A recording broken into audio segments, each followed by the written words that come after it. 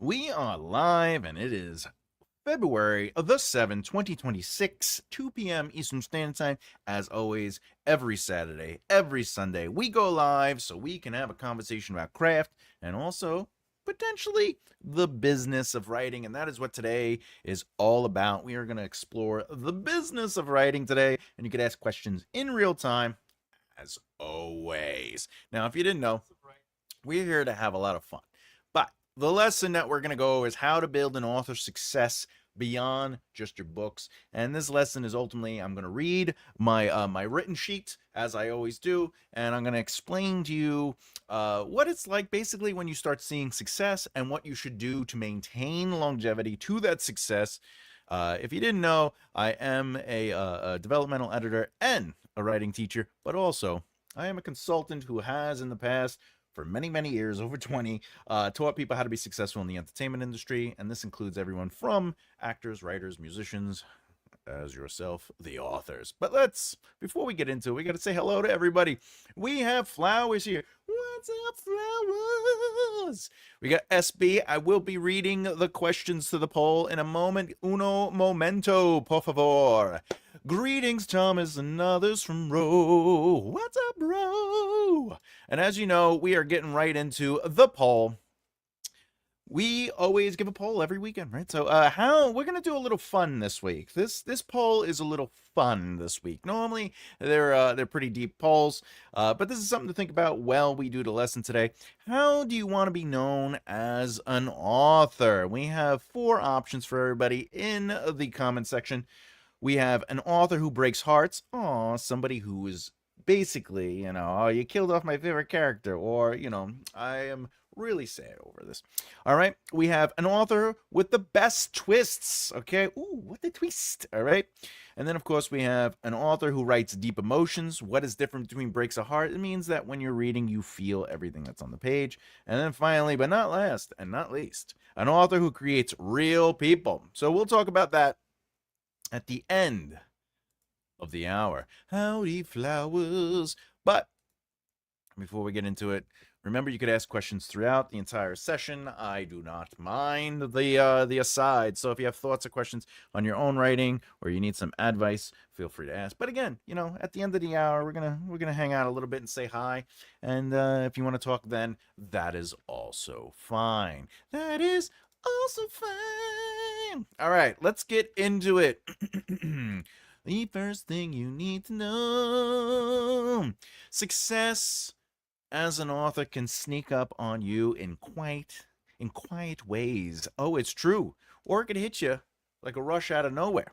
The truth is, success can mean different things for different people. For some, it means seeing their book on the bestseller list, getting a fan mail that brings tears to your eyes, or finally, you get to quit your day job. Whatever it is, remember, you have to define what success is for you as the author. For others, though, it's steadier. Sales that pay the bills, invitation to speaking events, or the satisfaction of knowing their words have touched lives. One writer's triumph might be a big traditional deal with a launch party, while others could be building a loyal readership through self-publishing. There is no right or wrong when it comes to what is success to you. There's no single correct answer. What matters is what lights you up inside, my friends. Because the reality of it all is that success shifts as you go. That's right, there are stages and levels to success. Early on, it might feel like just jumping to finish the manuscript is a success. Hey, I wrote a book, it's done, boom. Hallelujah. Later, it could involve reaching more and more readers, exploring new stories, or creating a life where writing feels quite possible. And sure, awards or sales numbers can be thrilling. It can be. But they don't capture the whole picture. Plenty of authors with modest sales feel successful because their work aligns with their values and brings joy. Others chase bigger milestones, and that is okay. And still, they feel something is missing also if it doesn't fulfill them personally. Handling success well starts with pausing to define it on your own terms. Without that, it's easy to get pulled into comparisons or endless striving. So, I want to look at a practical way to build on whatever success comes your way and going beyond just book sales as the growing demand keeps you writing. So today's lesson is ultimately to tell you, look, whatever you believe success is, it is. Try to hit those milestones, whatever they are for you. Doesn't matter. Me, I personally believe making a living within your field of interest is the definition of success. A living is not a lifestyle. A living is affording your average monthly overhead. That doesn't necessarily mean with just writing, though. And that is what this video is about. It talks about how there are other avenues for earning a living as a writer. We are not just the books we write. In fact, a lot of authors, especially big name authors, don't just make money from their writing. They make money from their speaking engagements. They make money for proving their expertise. They make money for doing a little sides. Sometimes they get licensing deals. Sometimes whatever the case is, they are not always just making money on the book they write because they have earned X, Y, Z of value, and therefore they can do other things. So we're going to talk about that. Thomas, is it true that success changes as you go? Yes. I like that. That's fine. All right. So before we get into it, if you're new here and you haven't done so ever already, remember you can subscribe and hit the bell icon so you don't miss out. All right. Diversifying income streams. Look, when your books start selling, when sales are starting to roll in, it's tempting to lean on royalties alone to be like, hey, I'm making a living on books. I don't need to do anything else. But those can change as seasons change, algorithms change, and life happens. Smart authors plant different seeds, so there's always something growing. Authors at this level need to start diversifying their income streams. Because just because you're selling books doesn't mean you will always be selling books. It's one of the reasons that when the library has asked me to come teach, I go, they pay me a small fee, and boom, I do it. It's why I do developmental editing on the side. It's why I have other projects going on. It's why I have the YouTube. It's why I have the Patreon. It's why, okay? So even in music, people would there were bands that were not successful because all they focused on was, I need to record an album and I need to make a living off the music I wrote. Once I changed my brain by having my mentors basically say, stop being stupid, I started working with other bands. I got paid as a touring musician. I got paid as a studio musician. I got paid to come in and clean stuff up. I got paid to help with lyrics, right? I was making a living within my field of interest. And I wasn't living off the ego that I believed, how I believed when I was younger, that if I'm not making money off of my music and my album, then I'm not successful. But in reality, I didn't have to have a job once I started diversifying myself within the community. So when I say diversify, I'm not saying not just go invest in assets, though you should. But I'm saying, how can you expand what it is you do as an author and how to break those into possibilities? Now, obviously, right now you're focusing on your 9 to 5s, you're focusing on your books. So do what you're doing. What I'm talking about is once you start having the sales rolling in, how do you take the opportunities that befall you because you are creating a name for yourself? You are developing a brand where people are willing to pay for your mind, for your advice, etc., etc., etc. Hey, ciao, bello, everyone. What's up, Emma? How's it going? Just going to eat, but will proper. Oh, all right. Join later. All right. So with that, authors, remember, you're planting the seeds so you can do other things. So as you develop as an author, you are planting the seeds for opportunity. All right. What I would suggest is start with the rights tied to your book itself. Remember, audio editions are one way. If you're making sales with your books, and this is something I learned in the industry itself, if you start with one type of book, let's say you start with paperback, usually you start with hardback, then you transfer the paperback, then you go to ebook, and then you go to audiobook, and then, right? It's based on sales. If the sales warrant it, go to the next stage. It also starts a reflux. So if you do, for example, the 27 plot point outline, it started with a hardcover. Maybe 6 months to 8 months to a year, I will release the paperback. A couple months after that, I'll go to ebook. A couple months after that, I'll go to audiobook, right? Because the mentality is, does the supply and demand, right? So does the demand supply? And that's how you have to look at it. So audiobooks is a way to expand beyond just the physical books. This is the simple form of diversification, okay? Because it is another form or medium, you can absolutely license. Now, believe it or not, if you are signed to a publishing deal, that audiobook comes with cash, okay? People pay you to license your book to there. Like Brandon Sanderson's does not have his audiobook on Audible like we do if we go through KDP or Audible itself. There is a deal, a contract, and Audible pays him X amount of dollars to maintain that, and then he gets a percentage on top of that.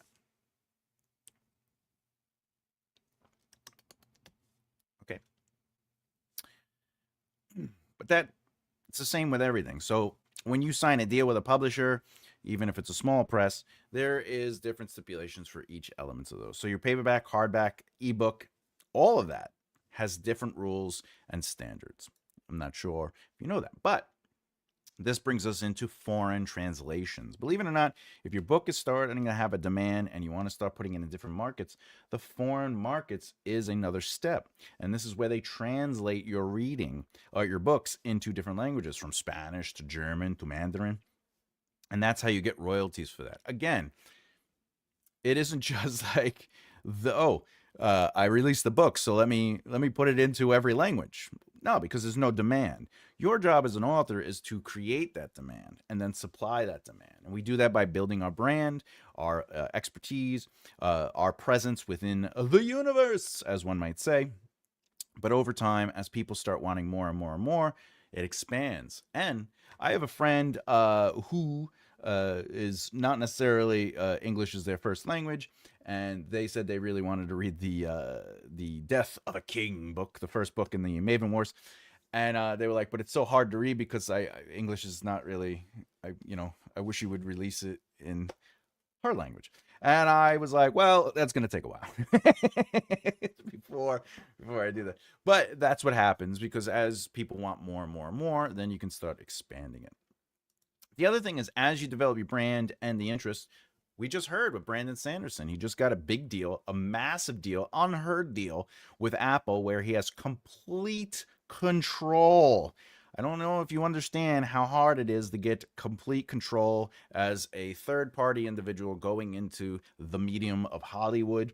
I have been at those tables. I've been around those tables. And I can tell you right now, one of the things they were talking about when I was first discussing the show The Circle that I was working on, that I had created with my team, they said, look, everything's great. We love the scripts. We love, what you have. We love that you have 5 seasons planned. We love it all.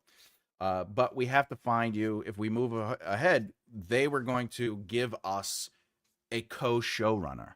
So even though the showrunner that they were going to bring in had nothing to do with the development, they still were going to help with the direction of a show, because you got to prove yourself. So if you get a show and you're the showrunner, you have to get there. But because the product was so good at the time, they were like, look, we're willing to keep you as the co-showrunners.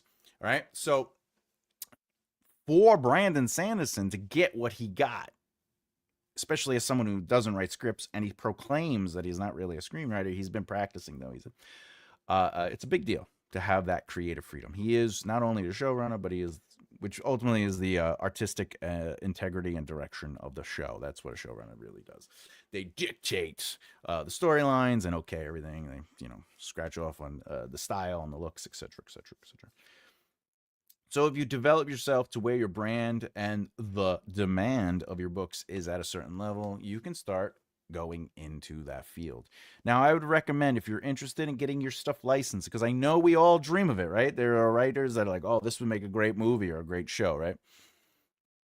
Oh, hey, what's up, Sean? How you going, buddy? What's up? Oh, hey, what's up, bad guy? All these things are becoming more and more, well, yeah, unfortunately. They are definitely becoming more attainable with the AI. My point, though, is if you truly have a desire to see your book licensed into the field of Hollywood to be a film or a television show, you do have to build a demand for it. However, I do recommend that you start making friends with people in that industry, whether it's through social media, or you're just chitting and chatting, you're sharing their stuff, you're interacting with this stuff, you're creating a presence Okay, your name is a presence on their social media. So when the time comes, boom, you have somebody to talk to. But more importantly, if they see you and they're watching you and they're watching your journey and you're talking about the next book you're working on, you're talking about this or that, and they like you and you haven't asked them for anything yet, they're more prone to pay attention to you because you're not a taker. You're somebody that's giving to the community by offering your journey, offering advice, offering the trials and tribulations. Okay, so these are things to get closer to the film and television world, as one might say. Um, this is one of the ways that I really got into talking with producers and stuff like that. But more importantly, remember, actors know agents, writers know agents, producers know agents, right? So it's not just how do I talk and become friends with the top person. Um, I I have a close friend, and one of her best friends' husband was at the time the vice president of Sony Television. All right, so Atlanta was something that they basically okayed, right? And then they moved on. They moved on to Apple, and then they moved on to another one. But my friend was solely just an actress. And I say just an actress because she wasn't really pursuing it like this is the thing I want to do in my life. This is something I enjoy doing. But she had her foot in that world. She was an amazing acting teacher. She became an acting professor. But we never know who someone is or who someone knows. So if you're interested in a certain career at a certain point, you have to start making steps towards that and start making friends with people. You don't have to worry about being friends with the person at the top. You just have to worry about being friends with people within that industry. I wonder what he agreed to have that much pull. I wonder. I mean, according to him, he went to different people, had different meetings, and ultimately they all were good meetings, he said, but it was Apple that offered the creative control. I bet, and this is me just hypothesizing because I know what the rooms are like. I bet he took less money for more control. So one of the things that we talked about for the circle was um, if we chose to do less per episode. So basically, we were looking at a $250,000 per episode budget for the first season, and there were going to be 12 episodes. Because it was $250,000, they did not have to get the approval of the uppers. So the people who were interested in that division, that is, so there's certain money you can spend in the studio without having to go up and be like, hey, listen, they're going to go big with this. So I believe that they gave less upfront money and they're dealing with back end money for that situation and allowed for more freedom. So that's what I feel happened with Apple. And I believe, as per his words, that's what sold him on it was complete freedom. Final say. So I don't know about you, but I would take less money for that. I would take less money, but I would take back end. You're not gonna need Hollywood to make your book into a show soon. You'll do it. That's right. You need to build connections with AI agents. That's right. I'm going to get my daughter to help me make an animated movie for my book, hopefully. She's in college learning animation now. See, Sean, that's a fantastic idea because you're just bypassing the studios in sense. And it's a proof of concept. There's nothing wrong with a proof of concept. Unless you're trying to make a TV show. Anime is a different story. But a TV show, the one thing they kept telling us is do not film anything for a proof of concept with TV shows. Just go in and pitch. You got to just basically know the right people. And the reason is because if you film something and it has a very specific style, look, or taste, or tone, and you go to the WB, they'll be like, this doesn't really look like anything we're making. We're not interested. So tonality also affects it. But the animated stuff, that's fantastic. Fantastic. All right, so moving on. So again, make relationships with who you can, where you can, and especially why you need relationships with these people are based on what you want to see your career being. With that said, beyond the book, beyond licensing rights, okay, beyond the audience growth of your books, speaking engagements, conferences, libraries, corporate events, whatever the case is, as you develop an expertise, and the expertise, by the way, when I talk about that is you have success, you have the numbers, you know what you're talking about when it comes to writing, etc., etc. That's showing your expertise. People will pay you good money to come speak at events. I can tell you with confidence, I have done speaking events in the past for the consulting element for like how do you be successful in entertainment, and I've gotten 5,000 plus. All right, and that is not really the high end. That is a low end for people to be like, we want you to come speak. All right, so as you develop your brand and your expertise, people will pay you because they need speakers. They need people to come in. So it's very important to think about what is 5, 10 years from now going to be for me as a career, and how do I diversify that 5 to 10 years. All right, and you might be thinking, Thomas, I didn't even finish my book yet. Of course, this is talking about once you start creating sales in your books, how do you prepare for that? Well, believe it or not, you prepare before the book starts selling. You start setting the seeds. You start making relationships. You start interacting with people. All right, it's very important. The other thing, and I do this, the workshop. So the library pays me to come in and I do a workshop. All right, I could do it online and I do it in person, right? And basically, you get paid good money for it. It ends up usually being 4, 6, or 8 weeks, depending. I like doing 8 weeks because I do like basically I'll do like 4 weeks the lesson, and then 4 weeks let's help you write your book kind of thing. Anyway, but then again, what else can you do? Remember, just because you're a writer doesn't mean you only have to write. You can create courses. I know that sounds almost cliche, but if you record these courses, if you create the courses, you can then allow them to be something that people can support and buy. Why do you do that though? Well, let's say you have 100 people that are interested in your expertise. All right. If you gave each of those people 1 hour of your time per week, you couldn't do it.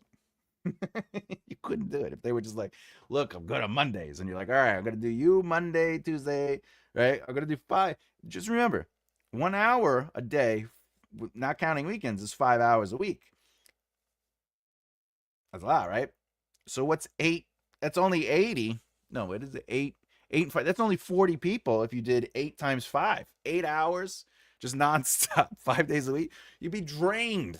You'd be drained. So as you start creating a demand and people want your expertise, there's no harm in creating a course that is pre-recorded. However, the coaching one-on-one is still good. I love working with people one-on-one. I love talking to somebody. I love helping them bounce off ideas. I love dissecting story. I love teaching them the art of writing. I love all of that. So I don't think I'm ever going to step away from that, even if I became a multi-millionaire at an extreme level. Uh, I don't think I would stop. I think I would, if anything, I would create, more resources for that, because there's just something so pure about working one on one with somebody, or even a couple of people. Just a nice group. I just love people. The other thing is merchandise. Merchandise. You got a merchandise. We got what do we got? We got Spaceballs, the fire extinguisher. Merchandise is great. The best way to approach merchandise, and here is the secret, okay? The secret is, what represents your brand? What represents your books? So on this show, we talk about, my characters made it do it. So I made a cup. Yeah, cups is merchandise, but it's the tonality, the branding of the cup, the sort of bloop bloop, right? The sort of bloop bloop. Okay, I got shirts, I got whatever, I got cups. Okay, but it's connected to my brand. It has an emotional reaction with the audience because we've built it as a community. So that is how you build on your merchandise. If your books, if people are like, you know what I love about so and so, that one line is such a banger. That line goes on a shirt. That line goes on a cup. That line is, you know what I'm saying? You have to think about what is it, people, I hate using the word, but what is resonating with your audience through your medium? Whether it's on your social media, whether it's in your books, whether it's from your interviews, whatever the case is, that is how you approach it. All right, that's how you approach merchant. Oh, we got some comments. Imagine images. Thomas's after an hour teaching me. Oh, I love teaching you. You're a fantastic student. All right. So outside of that, there's this thing that you got to think about. I'm going to bring up Brandon Sanderson again, just as an example. But um, if you're ever in a situation where the publisher is working with you, there's a thing that they do when stores basically they don't sell you books. So what they do is they buy back those books for like $1 or $2. It's like very low because they're either going to destroy the books or they're going to send them back.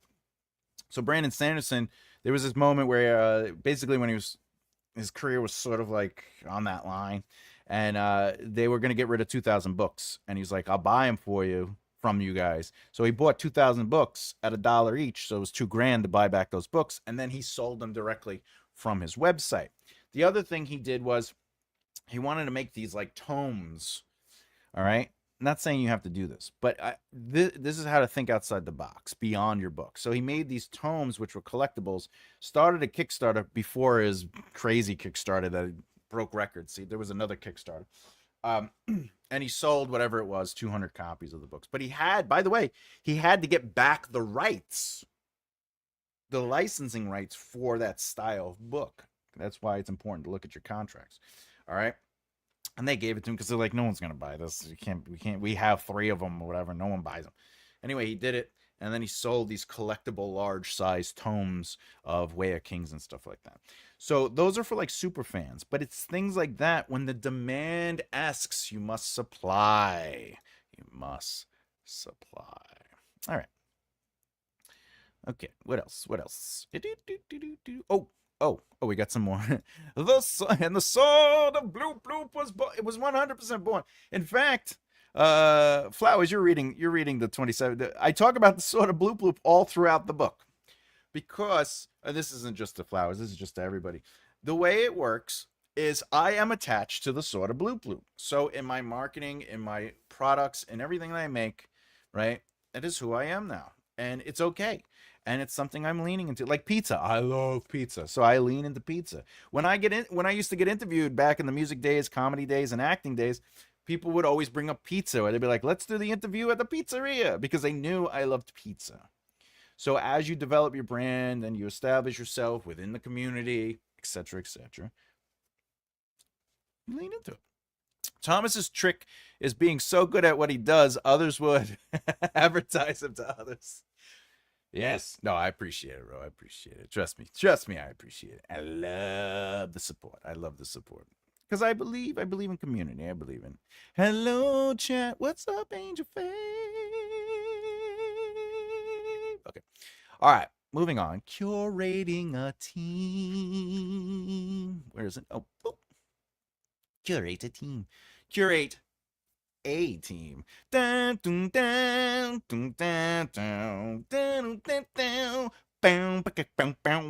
was the first song I ever learned on piano, by the way, is the A-Team theme. Okay. As an author, life will pick up. The more you start developing your brand, the more you start making sales, the more the demand increases for you, life as an author will pick up. You will have less and less time to write. Believe it or not, you may be thinking, no, I write full time. I have 8 hours to write. No. You will have to be like, this is like my write time. This is my business time. And the business time is going to expand, I assure you. So how do we make changes? Well, the idea is you got to curate an A team. All right. So this is people that come on, that help you with emails, people that help you with setting up events, organizing and scheduling all your speaking events, working and helping with sales tracking, social buzz, etc. Because you should not be sitting there doing all these details when the details become extreme, okay? There's nothing wrong with having a team. Now, obviously, there's going to come at some point in your career as a writer, as you develop that brand, and you're going to need one assistant. And that assistant might take on some of the stuff that you might find tedious or not necessarily an area of your expertise. So you make sure the assistant is really good at setting up interviews and setting up speaking engagements. Why? Interviews help with marketing. One of the most important things you should be doing is interviews, especially at your level before sales. And then the second thing is the speaking engagements, because that is good money. Now, you might say, Thomas, I can't do speaking engagements. I'm a quote unquote nobody. That's not true. Go to a coffee shop, right? Go to a local bookstore and you say, hey, listen, can I do a Sunday event where people come in and we talk about writing? And maybe it'll be specifically about romance or it'll be specifically about this. And you host the event. And then you could start building your name within that area. It sounds like a lot of work. I assure you, once you get into the fray of it, it is not a lot of work. And what do? You meet people, you network, you build yourself, your ability within these areas. And then lo and behold, you might meet a friend who is an author, and you develop a good relationship, and they have an agent. And what do? They introduce you to the agent.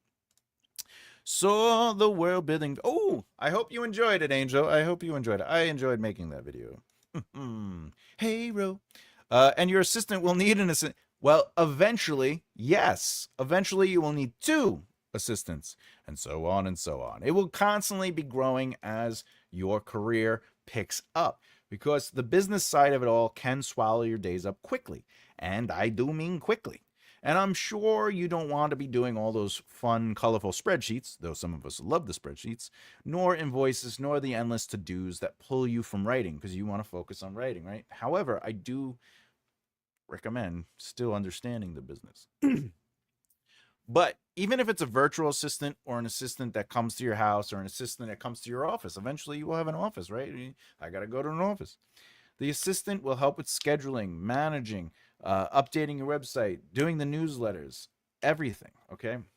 It's about learning what you are good at and what you can use help at, and basically saying, listen, it's all picking up. I got to spread it out. However, here's the big one. Publicists. At some point, you might not be able to afford it now because it's like anywhere from $2,000 to $5,000 a month. You need a publicist. And a publicist brings with them connections. They pitch media opportunities. They arrange interviews with television interviews, not, some local podcast. They secure reviews. They land you spots you'd normally struggle to get on, which help you expand your reach. A good publicist will also tailor the campaign to your book, but more importantly, your audience, and even greatly, your brand as an author. So building your A team allows you to stay the creator, okay? And it gives the business that you are growing to be handled by the pros. It protects your energy so you can focus on storytelling, etc., etc. Meanwhile, Afghani has 20 AI assistants. Poor Afghani. All right. Now, let's close it out with the right mindset perspective, the way we look at this, and how do we accept this kind of information. All right. Your A team will soon be AI team. Damn AI. In this wide open era of publishing and AI, your worth as a writer isn't stamped by a big advance or a corner office at a publishing house. It's in the fire you bring to your narratives and the hearts you reach. This happens when you're flying solo as a self-published author, going traditionally, or even if you're hybrid. The internet has handed us incredible power. Platforms to share directly with readers, communities for support, as ours is, okay? Affordable prose for editing and design, and global reach, okay? At a level that without technology, we could not directly deal with, and we also get to bypass gatekeepers. Indie authors are building devout followers, newsletters, social media, everything. And this keeps authors pulling in healthy livings. That's right. As a self-published author, you can make a living, whether you believe it or not. It is quite possible. So, by the way, if you don't know, there are recent figures and data that show that many self-published authors are earning 5 to even 6 figures through direct sales and layered income. So basically diversifying, as I explained above, often outpacing traditional mediums. Stories of writers can be found in interviews online, and they started off small. They started as no ones, and they developed natural fan bases and grew from there. Whatever you're doing, though, I would, whatever you believe, you believe success could be or is. At the end of the day, be kind to yourself during the ups and downs because success is a winding path. You basically carve as you go. So embrace what you're creating and let what your heart dreams do what it does. All right, there we go. Boom, ba, bang, ba, boom, boom, ba, bang. All right. Any questions? Any thoughts? Any ideas? We can talk about this a little bit, and then we'll jump right to the the poll at the end. By the way, if you don't know, there is a poll. There is a poll, and we will talk about it at the end of the hour. Boom. The poll is, how do you want to be known as an author? We have 4 opportunities. We have an author who breaks hearts. I can't believe they did that. We have authors with the best twists. Oh, did you see that coming? I didn't. An author who writes deep emotions. That was so touching. I can't believe they fell in love. An author who creates real people. Like Bob. All right, with that said, what questions do you have? Let me hear it. Give it to me if you have any thoughts. Or he's laughing at the air. Or what have you. What have you. Well, waiting for that. I'll do the whole spiel so I don't have to do it later. If you didn't know, makearightlefthear.com. You can check me out. I have 3 books currently available. We have exclusively on the tier, the scribe tier, Death of a King. This is my epic fantasy, book 1 of 5.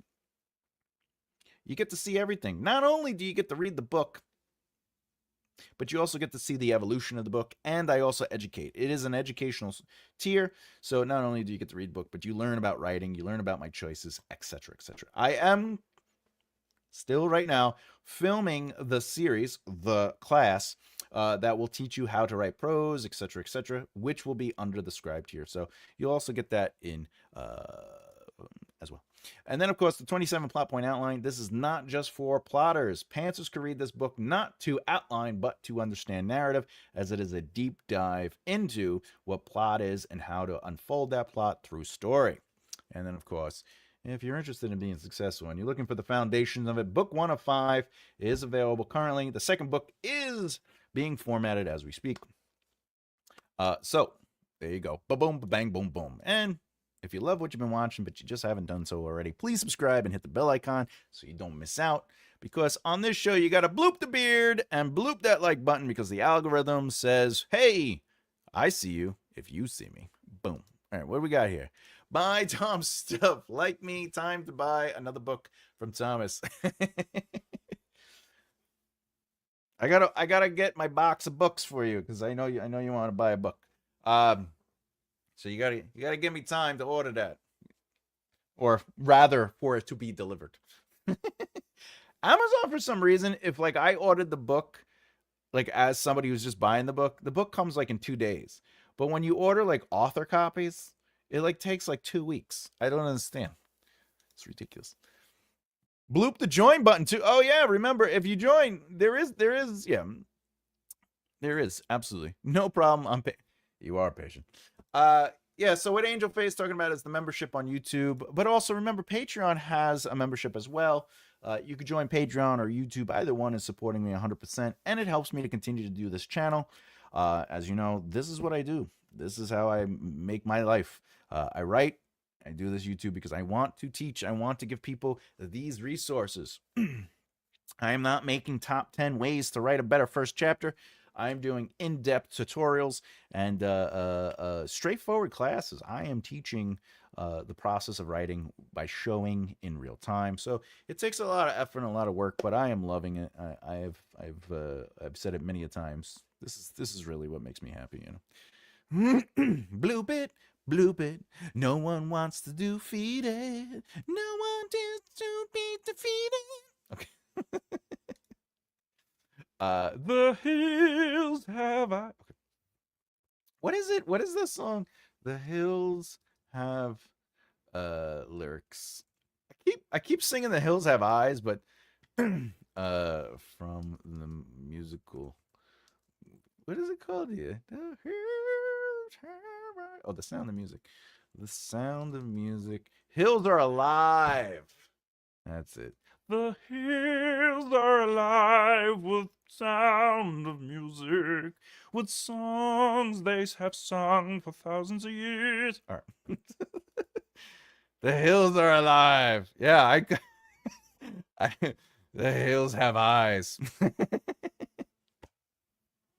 All right. If we don't have any questions or no one has any thoughts or interest in what we've talked about today, let's get right to it. Let's go to the polls. The polls. Boop, boop, boop, boop, boop. Same thing.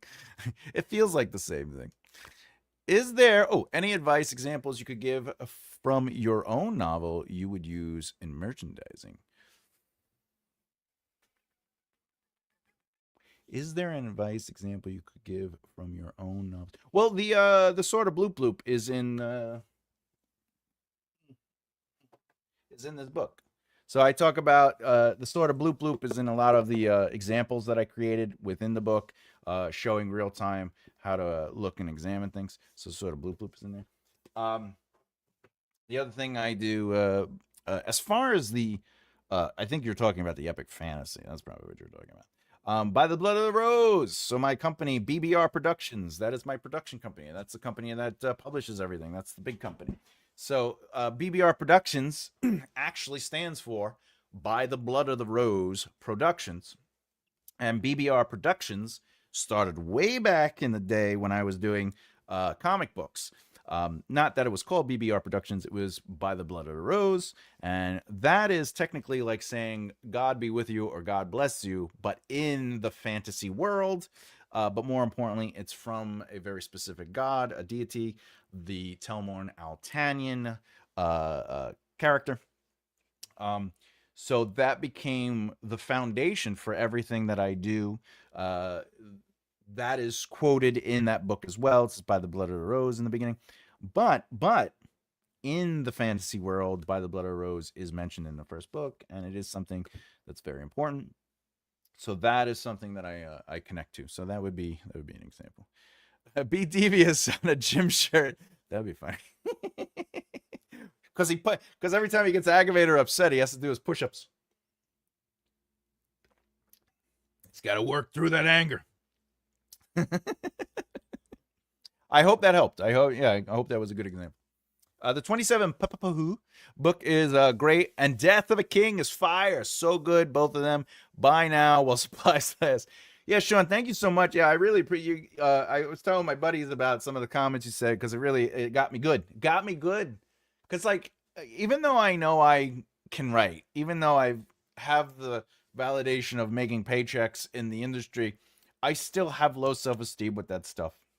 I still have days of doubt. Um, and it's not just me. I've worked with writers, screenwriters, very much so, that worked with real big names that I couldn't even get near, and they're like, I suck. Like they'd be in the corner and like, why am I can't write? I'm like, you just wrote. you know, so it's not uncommon for writers at any level to have that self-doubt. So hearing the praise from people reading the books does really motivate me. It inspires me. My favorite though is Emma's always busting my hump because I'm like, this is crap, and she's like, stop it, stop. And I was like, all right. But sometimes it's hard. It's hard to see because I write because I have stories to tell. I have things I want to tell. I have confidence that I am able to tell those stories. But when people like it, when people see it, when people feel something from it, when people have a reaction to it, that is something that we don't write for. I'm not writing on the page a scene to get a specific feedback. You know what I'm saying? Yeah, I want people to feel something. Yeah, I want the characters to feel real. I want this. There are things there, but I'm writing to make sure it's real and there's emotion. Then when people are telling me that is there's nothing better than that. So I really appreciate the comments, Sean, and going at it. I know you're not the only one reading Death of the King, and I'm glad. I'm glad. I've made it to chapter 22, Death of a King. I love it. Doak. That's fantastic. Doak. Chapter 4, PP27, and chapter 14 of Editing My Whip, all while trying to sell my house this week. Flowers, you are what we would call a beast. You're like a machine. Look at all that stuff. Look at you. First of all, you're kicking butt. Chapter 4 of the PP27. That's a good chapter. It's a good chapter. Congratulate. Wait, we got to give you an applause. We got to give you an applause. I'm proud of you. Look at you editing chapter 14. Fantastic. Very proud of you. Chapter 22. That's what is that? I'm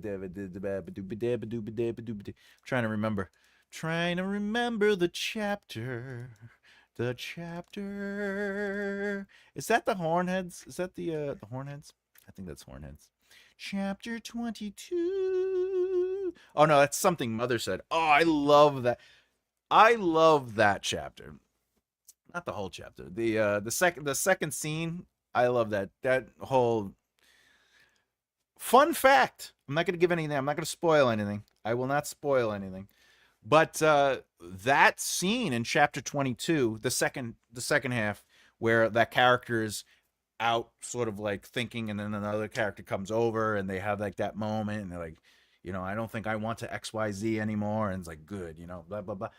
That scene was the first scene that I wrote in my brainstorming notes uh, when I was before I even got to an outline.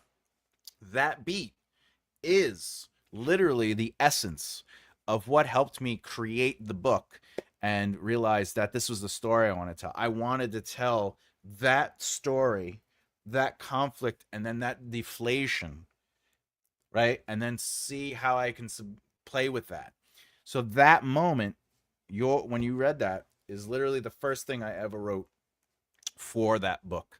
So it's a fun little fact. Fun little fact. Disney does these stupid cute characters in all their shows, like Baby Yoda, purely for the Yes. Now, with that said, though, Afghani, my point stands. If you do things like that for the audience, you get the pushback because it doesn't feel authentic. Yeah, of course they're going to sell it because people are going to buy it, but the thing is, then you can't evolve that character. You can't do anything because they have to always be the cute character. Roar! I feel like the eye of the tiger. Yeah, the practice fighting, isn't it? Yes, yes, yes. You have a little insight there. A little insight. Little insight. Oh, the next chapter for you is runes. Oh, that's going to be fun. That's going to be fun. All right, let's get into it. How do you want to be known as an author? We got 11 votes. I'm pretty excited about that. So far, we have 18% on an author who breaks hearts. I can't believe I killed my favorite character. Then we have 27% with an author with the best twists. Ooh, what a twist. And then, of course, 18%. Oh, we got a tie here with 18% on an author who writes deep emotions. It was so touching. They finally fell in love. And, of course, 36%. We are at the top.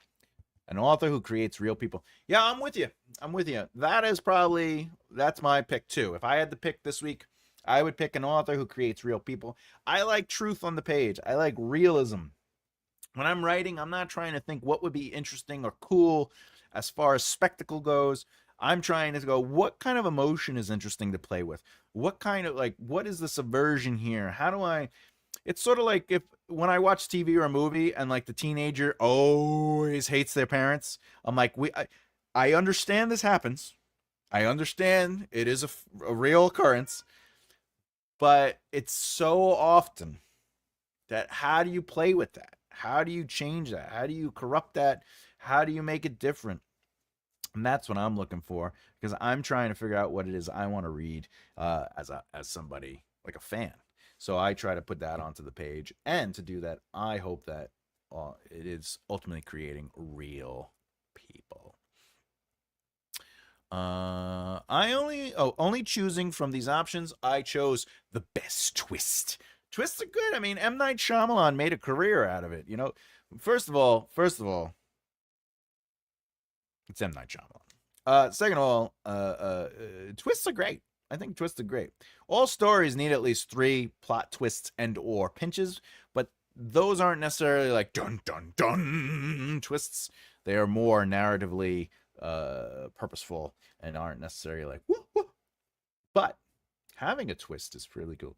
She was his sister. I can't believe they have 2 kids together.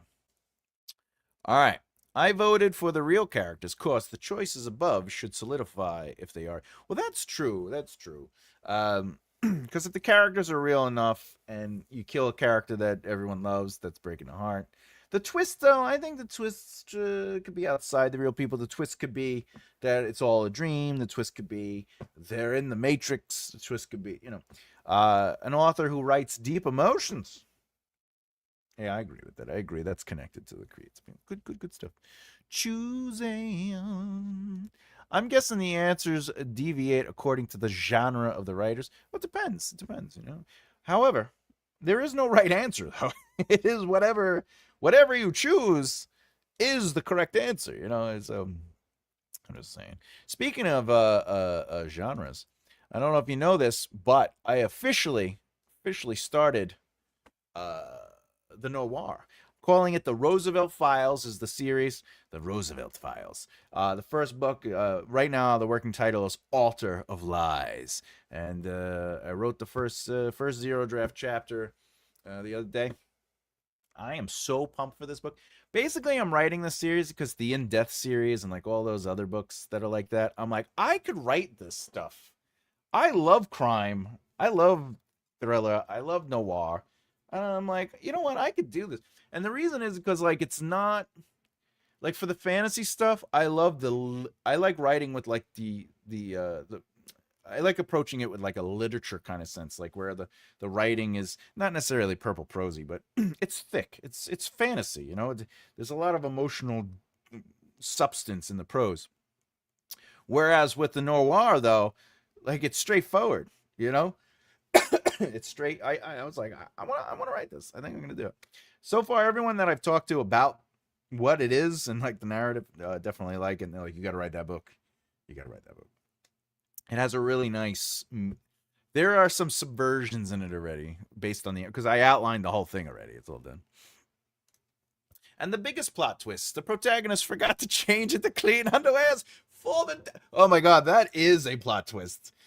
If we really put thought into writing, the stuff that would disgust me, like, when like in Outlander, if they're traveling for days, they didn't shower or bathe, and then like they're like quote unquote making love, and they're getting really touchy. I'm just saying. I'm just saying. I'm just saying. You know.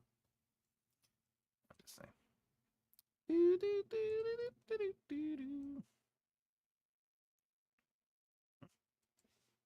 Look at that. My point is, sometimes my brain goes off and I start thinking like, "Hey, they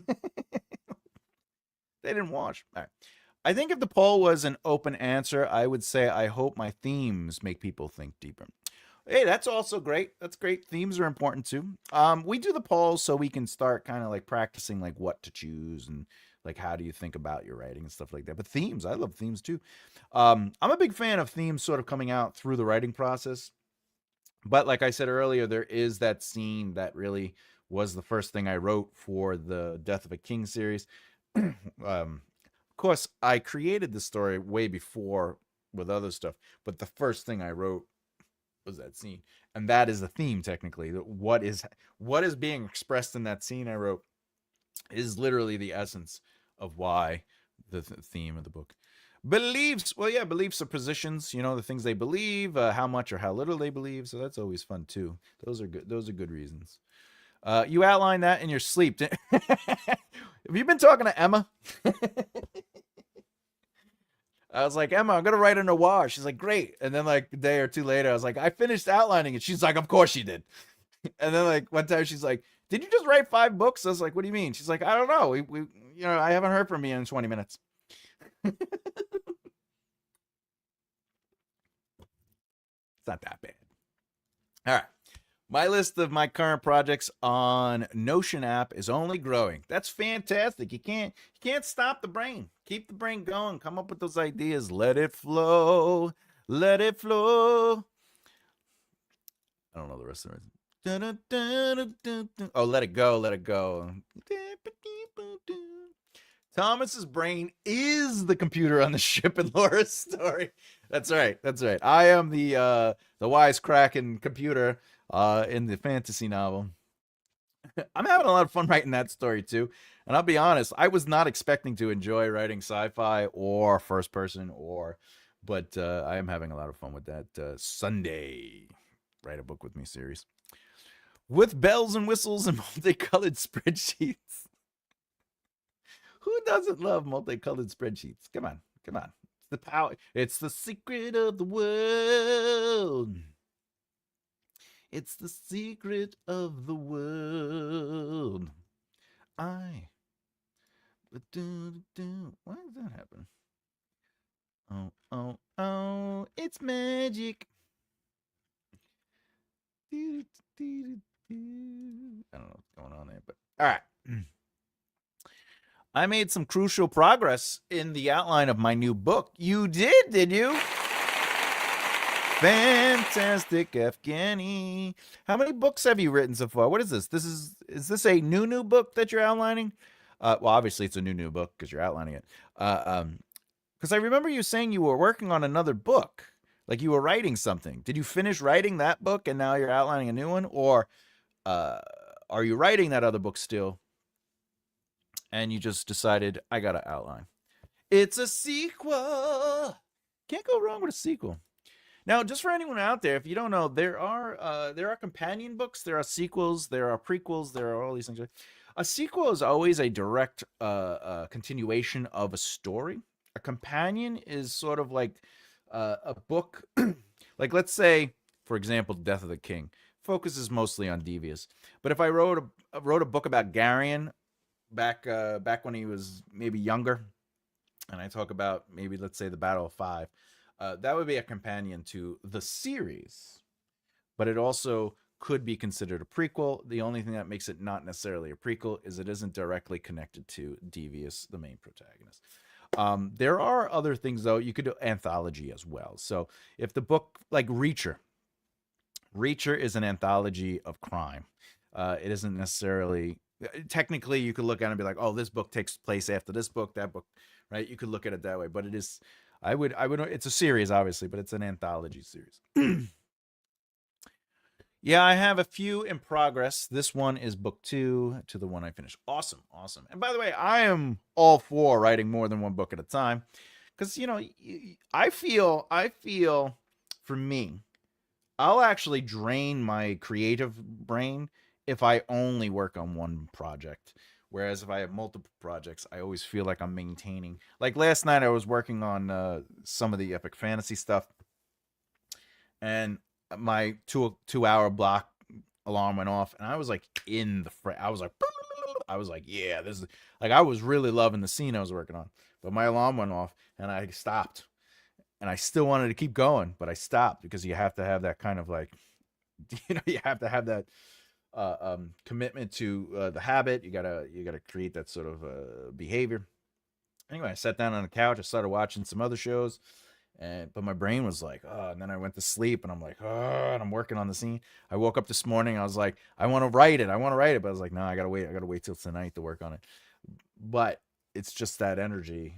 But I think that's what keeps me writing so much. I want to use the word prolific because I write so often. I'm every day I write, right? So I think it's having that energy of not being drained.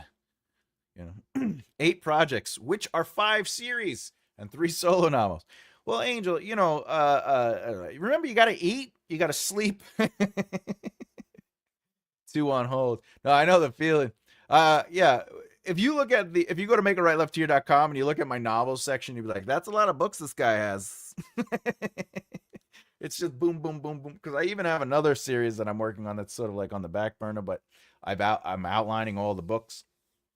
And that's the thing. Like, if I'm not going to write something, I'll just focus on cleaning up the outlines until they're so pretty and so good that, like, once I get into the writing, it's just boom. I write one at a time, but I just have few that I started. Once in a while, I have an urge to put one aside and focus on the other. Yeah, I mean, whatever works for you. It's important as writers for us to always maintain the consistency with the comfortability to change and adjust our process, but always to know that we're not competing with other people.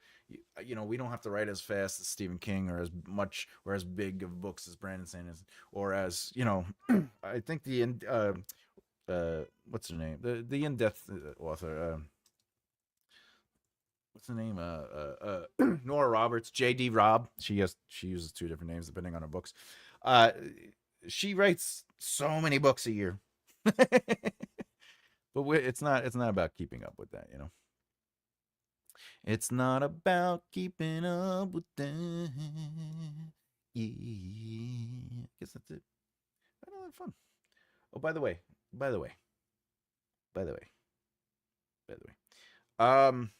I did another video, a pre-record with Emma, just so everyone knows. We did a Afghani. I believe you asked for it. It was based off the how to find a good editor, how to work with an editor. So Emma and I sat down, and I gave her a about 400 word opening to literally the first book I ever wrote 20 something years ago. And she basically we edited in real time. The difference between how we did it and how you would do it in real life is it wouldn't be in real time. Like the editor kind of like works on it on their own. They send you notes and then you have questions, etc. But we did a line edit, and we talked about the book, and we talked about the process of working with an editor. So that video is coming out. I had a lot of fun doing it. So yeah, boom, catching up with the chat. Thomas's brain is actually I appreciate that. It's from all the pizza I ate when I was younger. It used to be easy for me to write, but now I've learned a lot since then, so it's going much slower. I would say slower doesn't mean worse. I think slower means intentional. I think slower means making choices, thinking about stuff, asking questions, and that's what makes a stronger book. Because remember, writing is easy.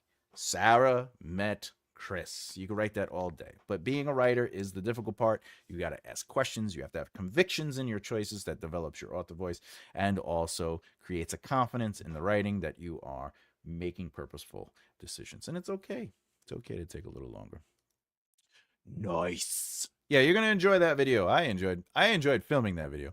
Hey, Emma, you're just in time. You're just in time. Okay. I